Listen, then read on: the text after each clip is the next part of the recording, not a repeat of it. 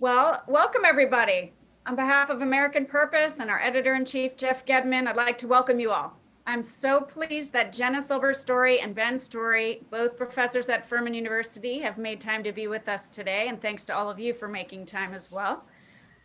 Ben and Jenna are here to discuss their perceptive and highly relevant new book, Why We Are Restless, on the modern quest for contentment, with a very interesting cover art that maybe they'll explain to us.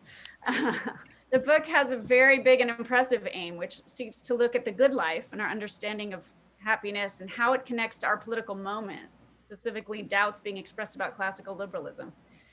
But I'm going to leave a proper introduction of them to our moderator, Ryan Patrick Hanley. Ryan, thank you so much for being here. I'll just say a quick word about you before passing over to you. Ryan is a contributing editor of American Purpose and professor of political science at Boston College. He's a world-renowned Adam Smith scholar, and we were privileged to have him here back in February for a Zoom event discussing his book, Our Great Purpose, Adam Smith on Living a Better Life. Thank you for that, Ryan. His most recent projects are a book on the political philosophy of Francois Fenelon and a translation of Fenelon's moral and political writings. And please don't miss Ryan's piece coming out next week on Ted Lasso, the television show, and how it connects to virtue. Thrilled to pass it off to Ryan now. If you'd like to ask a question, Ryan will lead it off with questions during the first part, but if audience members would like to participate in the second part, please use the raised hand feature, or if you prefer not to ask your question directly, you can always type it into chat and then Ryan will read it. So Ryan, thank you so much for a proper and more full introduction of Jenna and Ben. Thanks to you all for being here. Well, great. Thanks to you, Michelle, for that very kind introduction. And I'm delighted to have the chance to be part of this wonderful event today. And thanks very much to American Purpose for hosting it. And I'm especially delighted to have an opportunity now to formally introduce our two featured speakers. First, Jenna Silber Storey is Assistant Professor of Politics and International Affairs at Furman University. At Furman, she's also the executive director of the Tocqueville Program, which describes itself as an intellectual community dedicated to the investigation of the moral and philosophic questions at the heart of political life. To that end, Professor Storey oversees a number of discrete programs under that banner, including, among other things, a Society of Undergraduate Fellows, an Engaged Living Program, a Political Thought Club, and a course and lecture series. And when I read this, I can't help but think how busy you must be, Jenna, and how lucky your undergraduates are to have all these great resources at their disposal. Our other speaker is Benjamin Storey. Ben Storey is a scholar of the history of political philosophy, and he is the holder of the Jane Gage Hipp Professorship in European and American Political Thought in the Department of Politics and International Affairs at Furman. And he is also the director of the Tocqueville Program there. Professor Storey is the recipient, among other things, of a fellowship from Princeton recently, as well as multiple teaching awards from his home institution, Furman. And he's also the author of a number of articles and essays that have appeared in such venues as the Journal of Politics, the Review of Politics, the New Atlantis, City Journal, among others. And now, together, the Storeys are the authors of the wonderful new book that we've all gathered today to discuss. It bears the title, Why We Are Restless, on the Modern Quest for Contentment, and was published just formally, I believe, last month by Princeton University Press. One last fact about the two stories together, which surely does more credit to me than to them. Together, the three of us were all graduate students at the Committee on Social Thought at the University of Chicago, nearly, and brace yourself stories for this, nearly a quarter century ago. It was a great privilege for me to get to know them then, and really a great pleasure and great privilege to be able to welcome them for this event today, hosted by American Purpose. So with that, Storeys, welcome. So good to see you. Thanks, Ryan. It's absolutely great to see you as well. Thanks for keeping us sober and reminding us of the hard truths of life once again. Thanks also to Michelle and everyone else at American Purpose for doing all the organizational work for this event and for thinking so carefully about how to bring it off well. I also just want to say that looking at the people in the audience and on the list, it is delightful to see so many former students and former teachers in the audience. This is quite exciting for us. And we couldn't imagine anybody we'd prefer to be interviewed by than the illustrious Ryan Hanley, who has proven to be the most accomplished scholar of our generation of social thought graduates, and has nonetheless remained a really nice guy. So we're very glad to be in conversation with Ryan today. Yeah, well, let's see how you feel about that by the time we get to these questions. All right. All right, so thanks, Ben. And as far as our format goes, we'll follow the format described by Michelle. So I'm going to start by asking the stories a few questions, and then we will have it open to the audience. And so to ask your question, please use either Zoom's raise hand function if you want to ask it yourself, or you can type it into the chat if you prefer to have one of us read it here. Okay, so with that, let's start the discussion. Let's start at the start. I thought we might begin with the concept of restlessness that lies at the core of your book. I think restlessness is something many of us have been feeling for some time, and certainly ever since March 2020, when the world shut down and we were relegated to our homes. But I wonder, is the sort of feeling that you have in mind when you invoke the idea of restlessness, this very familiar feeling that many of us have had since the beginning of the pandemic, or are you trying to get at something else? Yeah, well, Brian, I think on the one hand, you're right that people are definitely feeling restless right now. We're kind of pawing at the walls if we're stuck at home in our studies or our living rooms. Things that might not have seemed very exciting before, like going to an in-person committee meeting, are suddenly seeming like potentially enticing. So I think you're right about that. But on the other hand, I'm not sure, if I may say so, that you're right about how we all were feeling last March 2020. At least for those of us who were lucky enough not to be affected by the virus directly, those of us who remained healthy, who kept our jobs, and particularly those of us who were who were able to work from home in relative safety. I mean, I think a lot of us actually weren't feeling restless right away, but a kind of relief, I would say, maybe a guilty relief, or at least that's what I felt. And I think that's what many people I know felt. And I think that relief came from the fact that we looked back at February 2020 and thought we were a little bit nutty back then. And it's not so bad to see all those appointments we had stocked our calendars with canceled when we were given we're enforced a second to breathe. We stopped and looked back at the kind of everyday insanity we had gotten ourselves into. So I think actually there was a moment of reflection, perhaps for some of us in March 2020, when we looked back and said, we were really restless in a kind of insane and unproductive way, right? The kind of sense of restlessness you have when you get to the end of a very busy day and you've filled it up with all sorts of things, but you feel like you've gotten nowhere by the end of it, right? And the kind of day where you don't really know where you're going afterward. All you want to do is collapse. So the kind of restlessness that we're concentrated on in this book might be the kind of restlessness we were led to reflect on, say, last March 2020. And when we were trying to reach for words to describe that particular kind of restlessness, we kept on locating a kind of paradoxical phrases like frenetic paralysis, right? So a kind of frenzy that is at the same time paralyzing, right? Lots of activity, but no determinate motion or purpose. So if I might say what caused us to think about this problem, it was something we thought about, of course, last March 2020, but we had been thinking about before that. Our book was just reaching the stages of completion, actually, in March 2020 of last year. We really came up with the kind of angle and problem that this book seeks out to explore from our experience as teachers and mentors, advisors at Furman University, which is a liberal arts college where you have the opportunity to get to know your students sometimes over the course of all 4 years.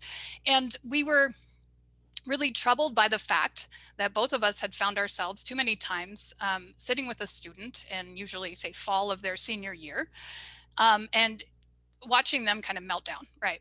And the funny thing was, a lot of the times these students who were melting down had really done everything right up till that point, right?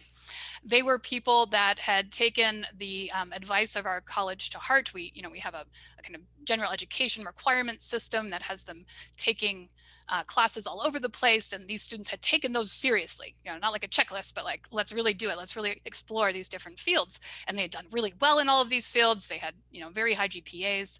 They were not limiting their their efforts to the classroom. They had explored the extracurricular world, founded new clubs, gone on study abroad, sometimes 2 or 3, done internships from their very first summer.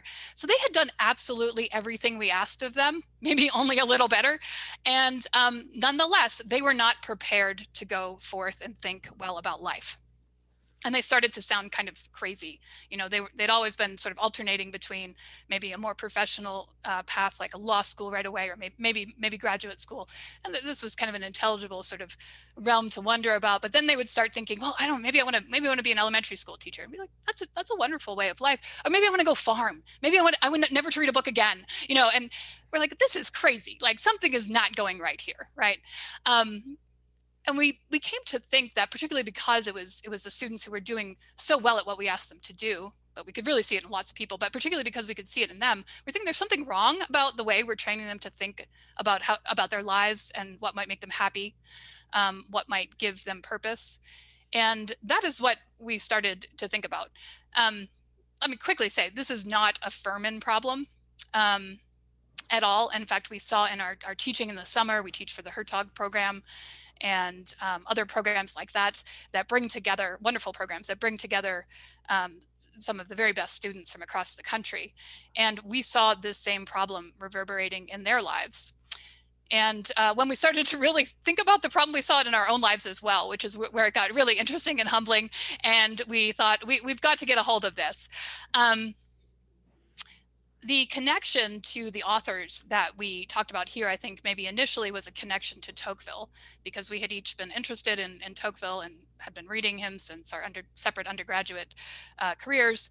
And he has a chapter about the particular restlessness or restiveness that you can see in American life.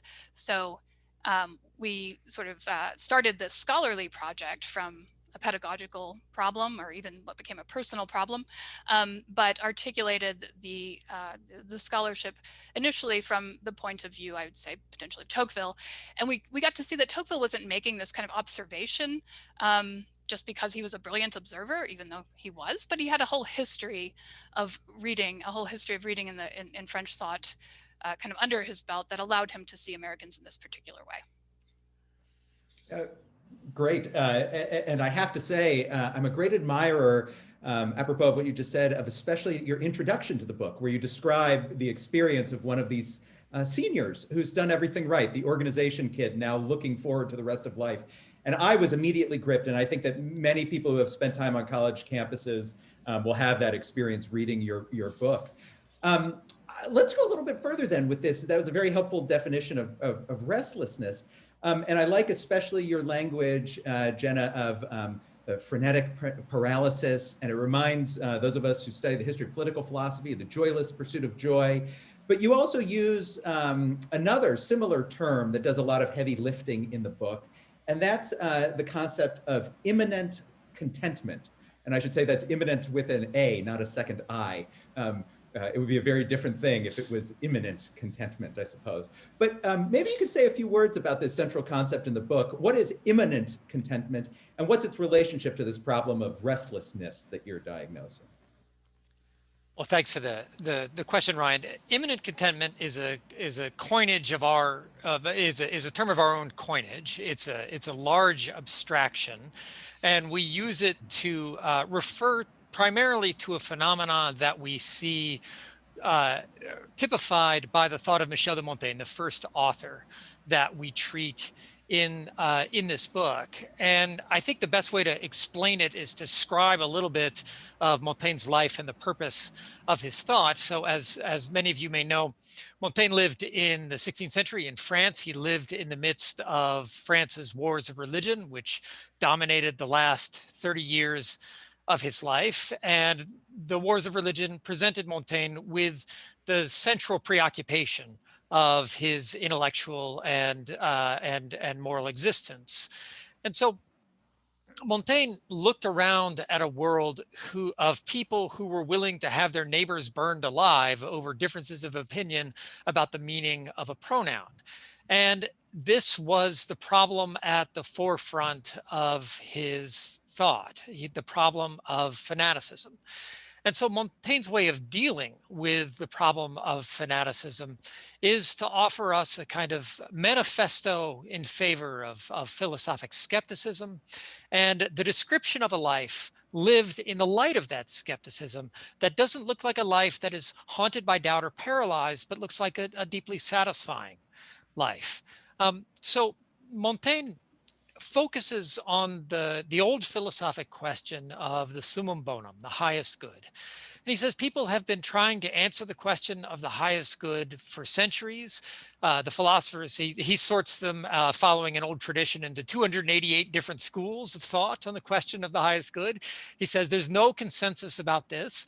And furthermore, most of the people who spend their lives arguing about this kind of stuff are sort of ridiculous. Like Thales, the stargazer falling into a well, or Diogenes the cynic making his home in a barrel. Why should we take these people so seriously? Montaigne asks his readers. And while he's really poking directly at philosophers here, I think he pretty clearly has theologians at least as much in mind in his kind of assault on people who take the question of the highest good so seriously. And so that's the first part of Montaigne's approach to this question, his attack on this question of the good life. And the second part is his demonstration that one can live a life of kind of satisfying existential indifference. That is, Montaigne says, I've given up on this question and it doesn't prevent me from living a life that one might call contented or happy. And so the virtue at the center of Montaigne's way of living is this virtue that he calls nonchalance, that is keeping one's cool, taking nothing too seriously. And there's a famous, I think maybe the most famous sentence in which he uses this word nonchalance comes from an early chapter of the Essays on Death, in which he says, I want death to find me planting my cabbages, but nonchalant about her, about death, and still more about my unfinished garden. And so like, look, it's the Alfred E. Newman philosophy of life. What me worry? I don't care. And I don't care even when it's a question of death. And so Montaigne applies this virtue of nonchalance to everything he does. And so he reads, but without the ambition of a scholar. He travels, but without the pride of an explorer or the hopes of a pilgrim. He has love affairs and eventually a family, but he doesn't expect too much from either of those things. He gardens, but he's perfectly content to leave his garden imperfect.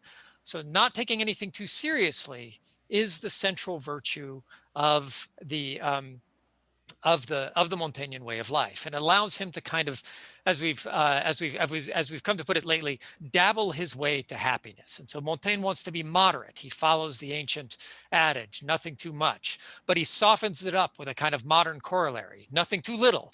So he achieves moderation through variation. We don't put all our stock in any one thing, and that's how we make ourselves content.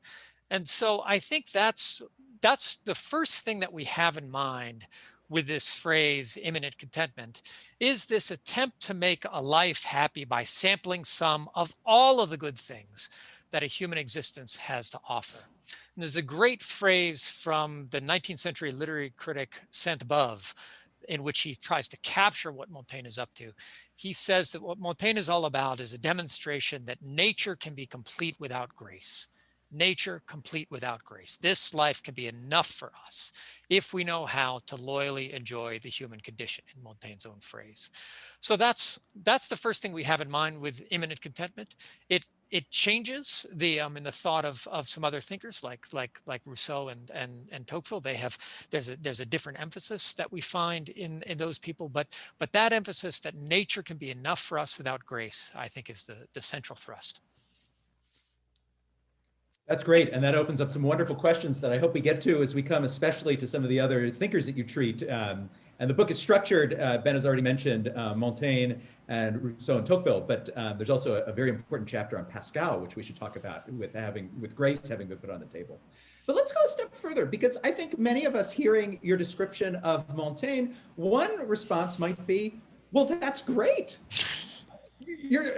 We can have our cake and eat it too.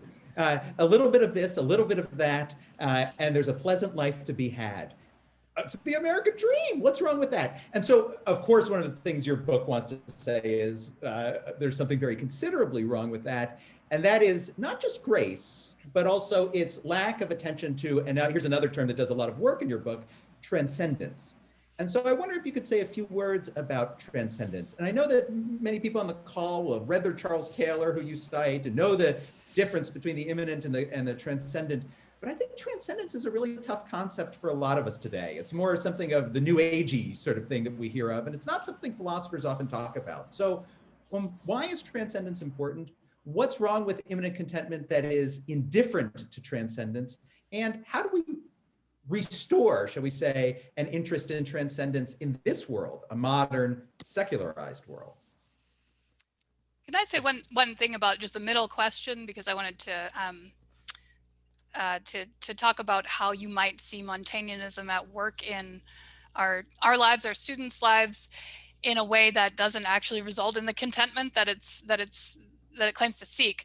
Which is, I think one important term that I don't think my husband got around to mentioning, an important term for Montaigne is balance.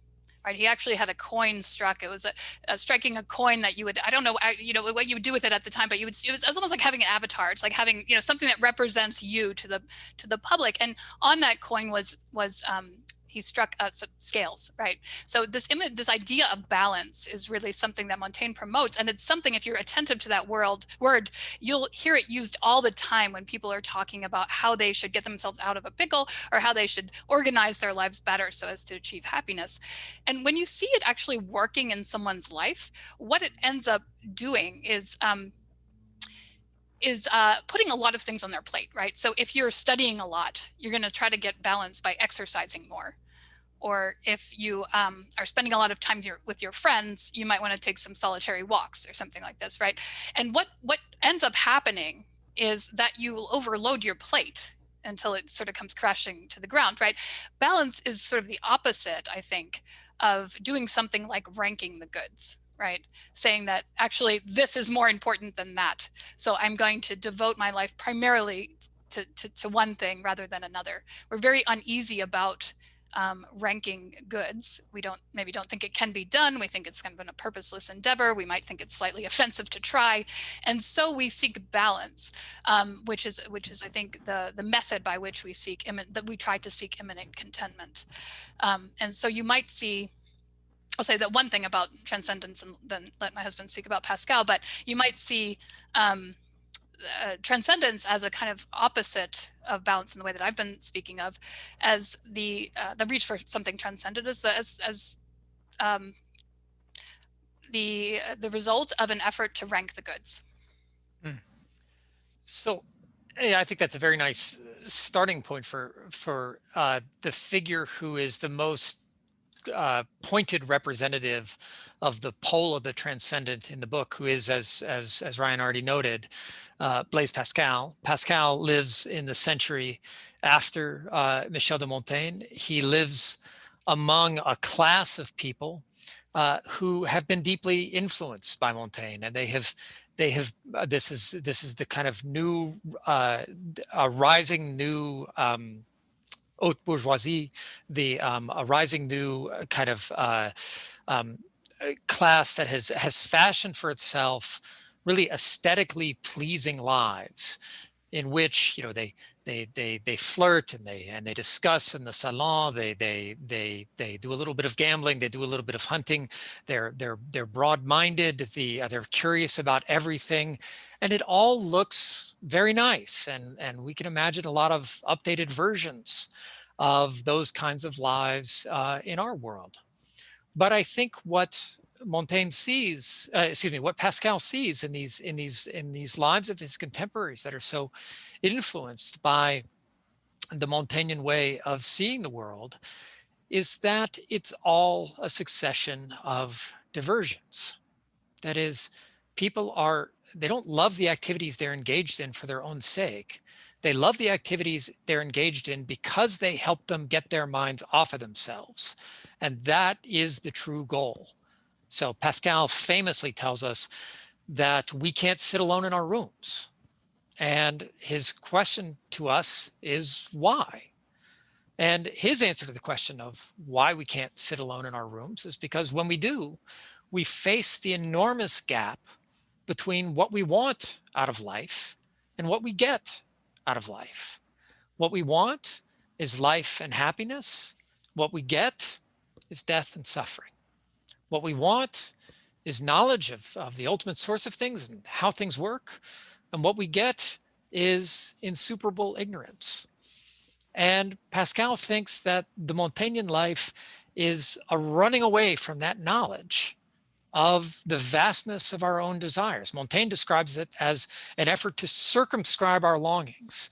And Pascal says, a human being you can't circumscribe your longings. What you're doing is papering them over. So there's this wonderful image of people running toward a cliff, but holding something up to prevent themselves from seeing it. And he thinks that's what the Montaignian life is like. So Pascal wants us to see that dabbling our way to happiness is just not going to work. And he wants us to see that the Montaignian quest to be at home in this world, that's one of Montaigne's favorite phrases, being at home. He wants us to see that our world is not the kind of place in which we can be at home in this way. And this is a really interesting place where you see the difference between Montaigne and Pascal on the question of the nature of nature. Montaigne describes a kind of beautiful nature that can be a home for us. But Pascal, who is a very serious scientist, one of the originators of modern natural science, says that's not nature. Nature is the eternal silence of these infinite spaces that terrifies us when we seriously pay attention to it. So when Montaigne looks at the Montaignian quest, when Pascal looks at the Montaignian quest for imminent contentment, he says, you're fooling yourself. When you look seriously at the natural world that modern science reveals to us, your need for transcendence becomes all the more pointed. And so that's where transcendence enters the conversation of our book. And that's where we kind of want to put it on the table for people now, because I think that's the central thrust of what we're doing, is trying to suggest to a lot of unhappy people, and we think there are a tremendous number of unhappy people around us, that their expectations for happiness might be too high, that they might be asking of nature something more than it can properly deliver. And so I think that's where the question of transcendence enters into the book. That's wonderful. And I think that there's really something extremely compelling in the way that you present Pascal's critique of the limits of Montaigne's perspective. And I think that will be something that will really resonate with a lot of readers, myself included. But I wonder, let's keep going with Pascal a little bit more, because I think that as persuasive as Pascal's critique of the limits of Montaigne's vision of happiness might be, I also wonder how persuasive the positive alternative that Pascal opens, how persuasive that will be for many readers. And I'll play my cards. I'm Catholic. There's a lot of this that makes a lot of sense to me. But Pascal is asking for some fairly demanding things of us, not just faith and the acceptance of grace, but the acceptance of a particular kind of faith, Christianity, the Catholic Christianity, and even perhaps more importantly, Jansenism, which is, of course, to say just the very least, a very rigorous and austere understanding of Christianity. So I guess, could you say a little bit more about the positive alternative? Maybe we don't want to go down Montaigne's route for reasons Pascal makes clear and we find compelling, but what about Pascal's route? Is that something that's available to people today? Is it something that's going to be attractive to people today? Is it something that's more likely to lead to, and I'll use a very general word, happiness, more so than the Montaigne route? So, this is obviously a very important question. I would say this: Pascal's goal in the Pensée is to make of us what he calls seekers in anguish. And I think to explain what Pascal means, we need to think for a minute about anguish, and we need to think for a minute about seeking. I think Pascal would say about anguish that we already have anguish. We just have anguish papered over with baubles that constitutes the prosperous life in the modern world. And what he wants us to do is just come face to face with our anguish and therefore begin to search. And as Ryan has already noted, for Pascal, that search is ultimately a search for God. But Pascal is the furthest thing from a thinker who believes that you can say to people, God is the answer. Pascal thinks that the only meaningful interaction between a human being and God happens between a human being and God. That it doesn't happen between a human being and Pascal. That's, you know, he doesn't think he can tell us the kind of answers to these questions, and actually he doesn't think that even God wants to just like walk right up to us and say, here it is, Hanley, this is how you should live your life. So one of the things that, you know, Pascal loves to use this phrase from Isaiah, truly you are a hidden God. And he sees the hiddenness of God everywhere. So Pascal looks at nature and he says, well, yeah, look, it's beautiful and orderly sometimes, but sometimes it's chaotic, arbitrary, cruel. Nature is a mysterious sort of mixture of things. Pascal looks to scripture itself and he says, well, yeah, sure. Sometimes God shows up in scripture as, you know, a pillar of fire or smoke or something like this. But more often, God shows up in scripture as a wandering stranger, as a still, quiet voice that one hears in the aftermath of a storm. He looks at the New Testament and he says, this is the story of God appearing in the world in so lowly a guise that contemporary historians don't recognize this figure, Jesus of Nazareth, as anybody of any significance at all. Pascal looks at the Eucharist, the sacrament at the center of the Catholic faith. He says, okay, so this is God who looks, smells, feels, tastes like ordinary bread and wine. This is a truly hidden God on Pascal's telling. And so the whole question for Pascal is the attitude of soul we bring toward the very mixed appearance of both nature and scripture and the history of the Catholic faith. And so, yeah, I think, Ryan, you're exactly right that we can't just say from a Pascalian point of view, Catholicism is the answer. We have to say, what kind of question are you asking?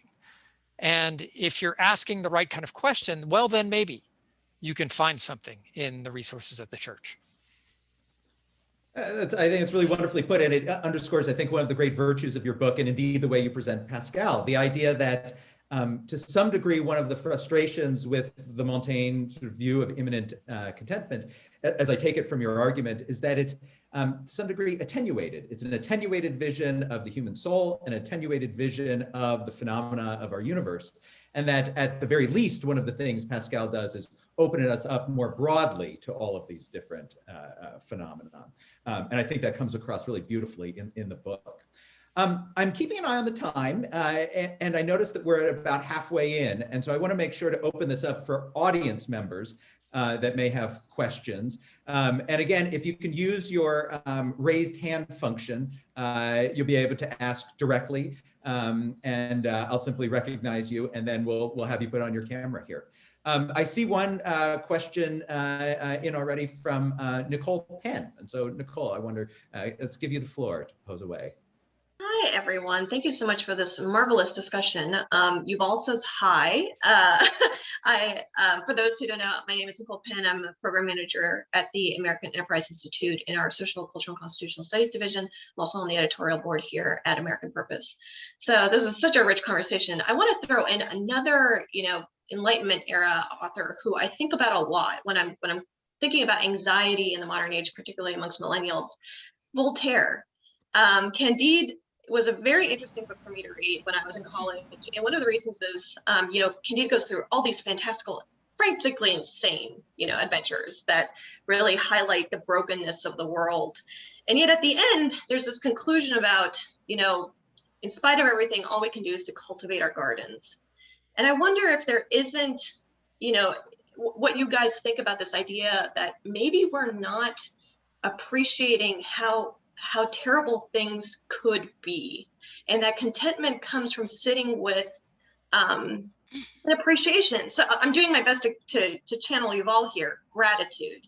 How can gratitude really enhance or fit in this conversation and this quest for contentment? Because what I think what we really lack in the modern world is just perspective and gratitude for everything that we have. although of course it's difficult, when you look at the difficulties young people have in establishing their lives, but yeah, gratitude, Candide, Voltaire. I'd be interested in hearing your thoughts. I'll speak a little bit to the very good point you make about gratitude, because I think Ben and I care very deeply about that, and about trying to help our students understand that the proper attitude toward their parents, toward the people that have structured their lives in the past, teachers, coaches, the people that have structured our regime, is one of gratitude. I feel like in listening to our students, that is sometimes an understandably hard message to hear, because an increasing number of them come from not only broken homes, but even abusive homes, and have not experienced the kind of structures for which would be properly grateful, right? And so they see these things, and I think the real pedagogical effort for us is not to get them to resent what they haven't had, and therefore want to destroy what is good as such, right? Because they haven't been able to really participate in it, or participate fully in it. They almost rightfully don't recognize that our regime has given them the goods that it could give them, right? So I think when you're teaching and you want people to have gratitude for our country, for example, you really have to start with where they are and the kind of lives they've lived in our country, which are from any perspective not always really not always something that would be immediately apparent to them that they should be grateful for. And then try to help them think about why people have organized things in this country in the way that they did, and kind of use rather the ideals that people had, the perception of what is actually needed for human flourishing, and asking people to try to reinvent the institutions that we have so that they achieve those ideals again. I don't think it's that productive right now a lot of the time to ask them to hang on to precisely those institutions that we're bequeathing them, because they're not experiencing them as necessarily helpful, right? So we really have to get them to be kind of re-inspired by the ideals, and therefore find a way to rebuild them. I mean, in any sense, that's always the work of a new generation, right? I feeling like it's taking a more extreme form nowadays than it did even 10 or 15 years ago when we started teaching. I think just to add a quick thought to what my wife has already said, I think the reason that Pascal is, we think, such a central figure is because Pascal destroys the equation between happiness and normalcy. I think most of our students have been taught that happiness is the normal condition of human life. But interestingly, most of them are not happy. And so they feel not, and so they don't only have the curse of being unhappy, they have the curse of feeling guilty about being unhappy, because they think that being unhappy is an indication that they're doing something wrong. This is, in our view, not correct. And that lots of ancient and Christian authors, but not just ancient and Christian authors, have understood that happiness is really something fairly extraordinary, something that is perhaps more the exception than the rule. And we think it's actually more possible to be grateful for what's good about one's existence if one's expectations of it are a little lower, in the sense that that Pascal encourages us to have such a more sort of hard-eyed estimate of what human life is really like. Great. Thank you very much for that question, Nicole. And that's great to have Voltaire on the table, who does figure in fact, to the Storey's book. But I wonder if we might also talk a little bit about, of course, Voltaire's great nemesis, who figures in very prominently in the Storey's book. We haven't yet mentioned Rousseau. And Rousseau, my colleague, Christopher Kelly, an eminent Rousseau specialist, is on the call too. So I'm going to choose my words carefully here. But at least one of the things that Rousseau does, and I think you all nicely show in the book, is that he changes the discussion a little bit away from simply, and you present him as offering a third way beyond Montaigne and Pascal. And I wonder if he doesn't change the discussion, especially about the language of happiness. You focus on especially this very interesting idea in Rousseau the enjoyment of the sentiment of one's own existence. And that's, of course, Rousseau's phrase. I wonder if you might say a few words more about what exactly Rousseau means by that, which my students always puzzle over, and we spend lots of time talking about it. But could you say a few more words about what that means in Rousseau, and also why that might be significant for us to think about today as we try and wrestle with these questions of the legitimacy of unhappiness and happiness in the modern world? Yeah, no, that's a great question, and Rousseau is the fascinating, strange, the paradoxical figure. That is the third part of this book. I want to. Ryan has nicely encapsulated the place of Rousseau in the sort of French tradition that we're describing here. I want to use a phrase of a mutual friend of ours, John Scott, who has characterized this nicely to explain the place of Rousseau. John says, if you go through 17th and 18th century French thought, you can categorize people. That's a Montaigne guy, Pascal guy, Montaigne guy, Pascal guy, until you get to Rousseau. And then you've got a guy who is both a Montaigne guy and a Pascal guy. And so what's going on? Rousseau, I think, agrees with Pascal. He looks around at the lives of his contemporaries in the Voltairean Paris that Nicole was drawing our attention to a minute ago, and he says these people are fooling themselves. These are not genuinely happy lives. These are lives of amour-propre and amusement, as opposed to anything really deep or satisfying. And so, in this sense, he's a Pascal guy. But he, like Montaigne, wants happiness that is measured to the confines of existence in this world, here and now. And so Rousseau sketches out a lot of alternative approaches to the pursuit of happiness. He sketches out more civic-minded approaches to the pursuit of happiness. He sketches out more solitary approaches. I'll concentrate, because Ryan has been asking about the sentiment of existence, I'll concentrate on one of the more solitary aspects of this. You know, Rousseau, one of Rousseau's most famous descriptions of the sentiment of existence and his enjoyment of it comes in the fifth walk of his third and last autobiography. I'm always struck by the fact that he wrote three. But in his third and last autobiography, Rousseau describes himself living on a little island in a Swiss lake and achieving a kind of wholehearted contentment while lying on a beach or floating around in a boat and just enjoying the feeling of being alive, which he says, if you know how to feel it, is sort of godlike, because you can be sufficient unto yourself here and now. It's not exactly a return to his natural man, because it involves the full power of the Rousseauan imagination, which of course natural man wouldn't possess, but it's a kind of recovery of the wholeheartedness of that figure who knows how to be just where he is. I think what one sees when one looks at Rousseau carefully, a couple of things. One, that all of his moments of contentment are, there tends to be an undercurrent that sort of ironically undercuts this stuff. And so there's another great story in the Reveries, when Rousseau he's out wandering in the woods and he supposes himself to, he's having one of his moments of solitary joy, and he supposes himself to be in a spot that nobody has ever discovered before, and he's thinking about how great a pioneer he is, and then he listens and he hears the sound of a stocking mill, and he goes through the thicket, and there it is right there. So, you know, humanity's been here already.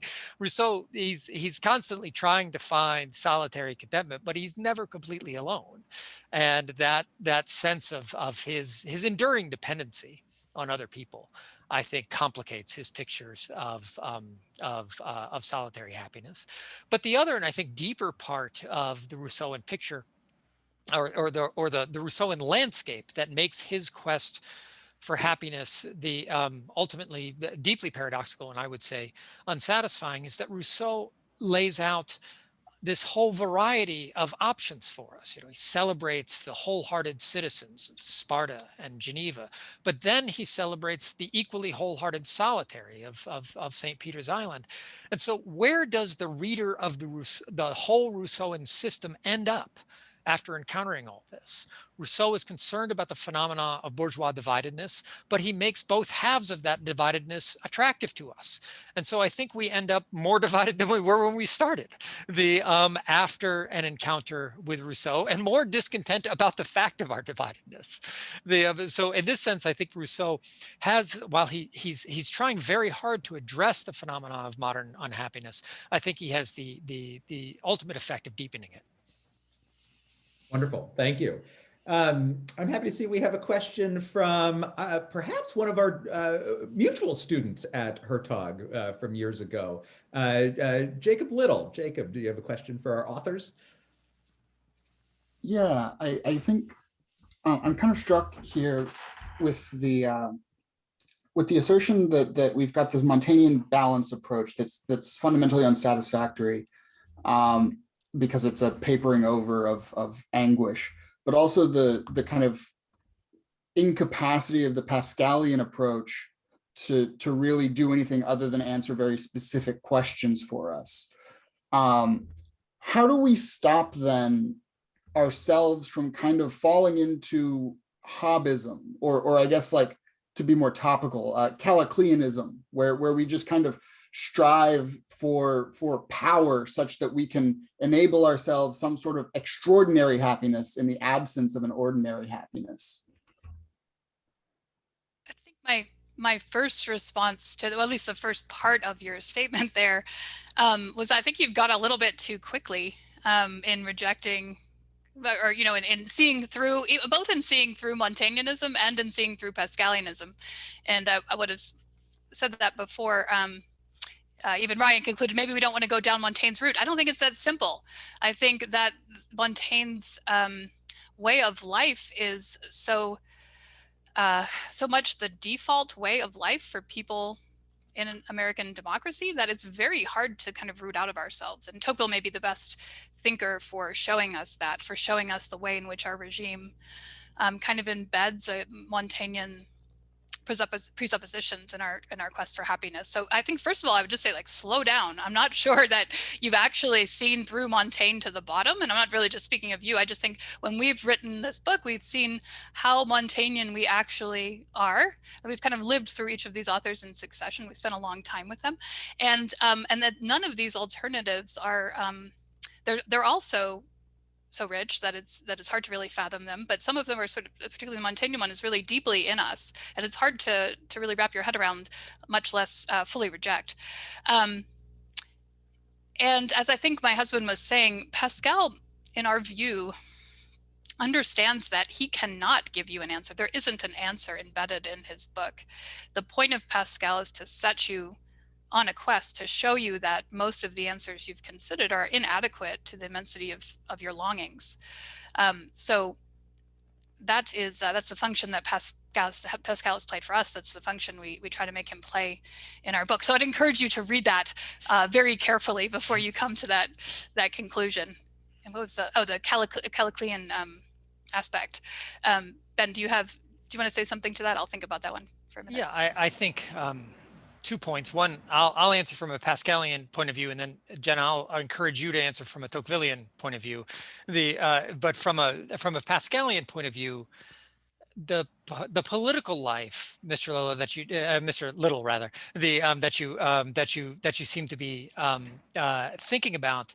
One of the things that Pascal points out about political existence, it's a very striking passage in which he says, "What's so great about being a person of power and responsibility? What's so great about being a superintendent or a chancellor, or, you know, on a college campus, a dean?" And he says, what's so great is that people come and talk to you morning, noon, and night. They have questions to ask you, things you can do for them, and they thereby take your mind off of yourself. And so what power is really all about is distraction. That's the chief attraction of the thing. And so I think that's what he might say to a Callicles is, you know, Callicles wants to be the guy who sees to the bottom of things, but in fact he's just finding another way to paper things over on a Pascalian point of view. I was trying to give a bit of a Pascalian take on politics. Jenna, do you want to give a bit of a Tocquevillian take? Or? Sure. I mean, I think Tocqueville has So Pascal says somewhere that those who think about politics most seriously realize that politics is just about kind of making rules for a madhouse, is his memorable phrase, right? Politics is ultimately absurd. And I don't think Tocqueville, quite clearly, doesn't follow him all that way. Tocqueville's own experience trying to get involved in politics certainly showed him the limits of his own abilities and the kind of absurd passions that could burst out into revolution in 1848 and that kind of thing. But he never really gave up on or looked as maybe cynically at politics as Pascal did. And in fact, I think Tocqueville sees politics as a way, if you approach it with the proper sobriety, as a way to experience the extent, limited extent, but the extent to which human mind and effort can bring order to the world. So he might have a more hopeful view of nature and of human nature than Pascal has in that respect. Great. Thanks very much, Jacob, for the question and for the answers here.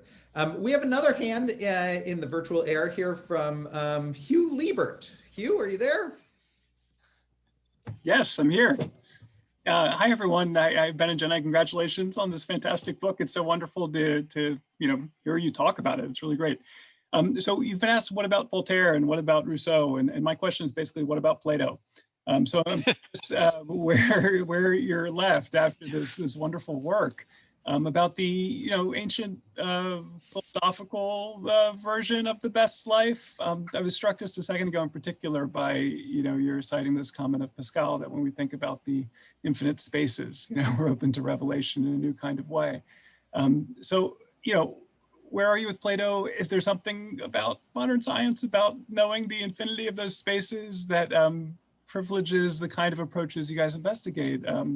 Instead of the ones that we come to know and love from Plato? That's my question. Thanks. Let me just one thing. Oh. Hey, let me just say a quick word Okay. to here. I'm going to let you answer first. So let me just say a quick word to Hugh and Rana. I'm very happy to have a question from Hugh Liebert and to see the face of his lovely wife, Rana Liebert. And I should tell everyone that Hugh and Rana saved this book from having a really miserable title. And so we're eternally in their gratitude for that.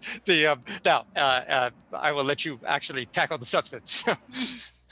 No, I was just thinking about this question lately, having just wrapped up a semester teaching Plato's Republic to some first-year students. And one of my students in that class who had himself been through a very difficult time this year, struggling with despair, drew my attention to the centrality of hope in Plato's Republic, which wasn't something I'd really thought that much about before, at least not in the way that he was thinking about it. With this particular urgency in thinking about it. And he noted that hope is necessary, both to pursue the just life and to pursue the philosophic life. And we started thinking about what hope means, and came to speak of it as a kind of humble expectation that your efforts to be decent or your efforts to know things will be met with some kind of success from that which is out there, that which is beyond you. Cosmos, universe, whatever it is, the frameworks that are beyond our capacity to grasp or to influence. And I think in that sense, it is near to, anyway, what my husband was talking about as the kind of central distinction between Montaigne and Pascal, but that Montaigne thinks we can live purely in the natural world, and Pascal says that we need to acknowledge the presence of grace, right? So there's almost something like grace, I think, operative in the Republic, in the sense that it indicates we have some reason to hope that our efforts to know and to do rightly will be met with some kind of reward, not always apparent, but maybe apparent to those who hope. Yeah. Oh, sorry. Go ahead, Ryan. No, Ben, follow up. Just that. I just wanted to mention that one of my favorite books about Pascal is a book by a Canadian professor named Graham Hunter. Wrote a book called Pascal the Philosopher.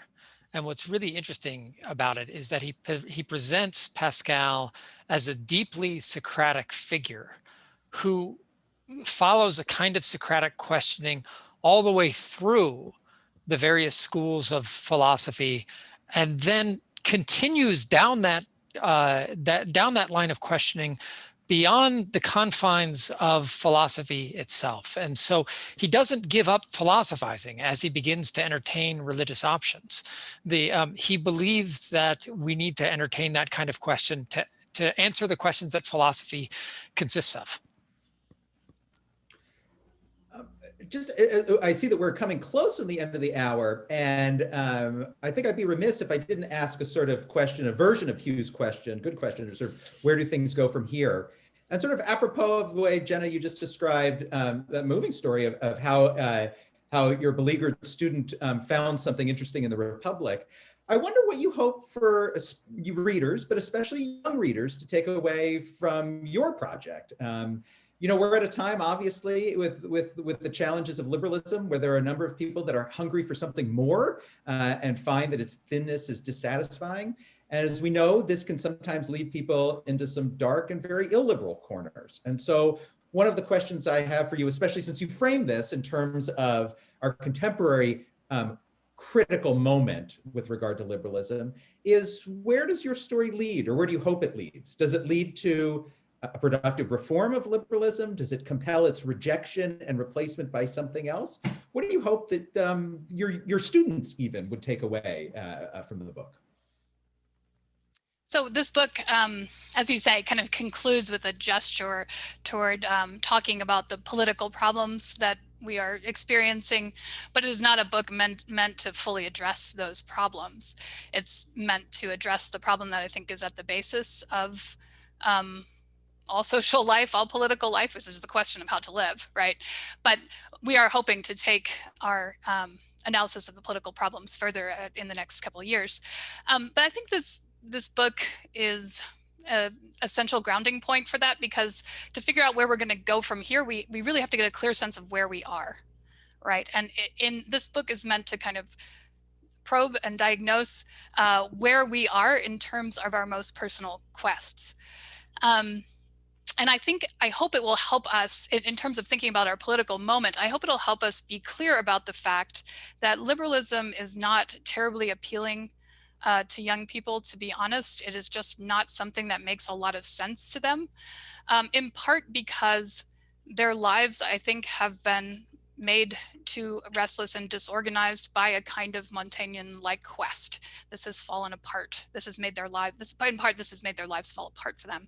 And liberalism was really a kind of political remedy for a different age and a different type of soul, people who had very robust, usually religious commitments, right, and robust private lives. And as liberalism is a way for people who have those strong commitments to learn to live together. It kind of weakens those commitments just enough so that we can have a common framework of life and that you can pursue those transcendent questions in your own time, right? But as are the sort of structures of our private life are not well organized to help us pursue those transcendent questions, people don't understand why we should. No one wants to protect, that lovely church they have, and they don't see any need to protect yours. In fact, the longings to pursue those things are sort of disorderly, and you may not even be aware that that's what you're doing, right? We're hoping that this book will help you make you aware of that. And those questions kind of invade politics in a very unliberal or illiberal way. So I think the first step to recognizing how we might restore some kind of liberalism or restore a political order that aims at decency, as liberalism has done for us for such a long time, is to take stock of where we are now in our souls, basically, because that's what's going to drive the next order. Yeah. Let me just add one quick thought to that. I think, like as Nicole Penn mentioned earlier, I think we're people who have a lot to be grateful for in living in the country we live in and the time that we live in. But I think those who wish to preserve, reform, revive liberal society need to take stock of the radical character of the work that stands before them. When I teach, and I know there are other teachers here, I'd be interested to know what they think about this. When I teach, I notice that my students, for my students, liberal norms, things like tolerance, the Constitution, the free market, the private-public distinction, the a whole array of these kinds of stock liberal sentiments, even things like facts. These things do not have the moral high ground with the young. And I think for a long time, people who have thought of themselves as seeking to defend liberalism have understood themselves to be engaged in a defensive action from the high ground.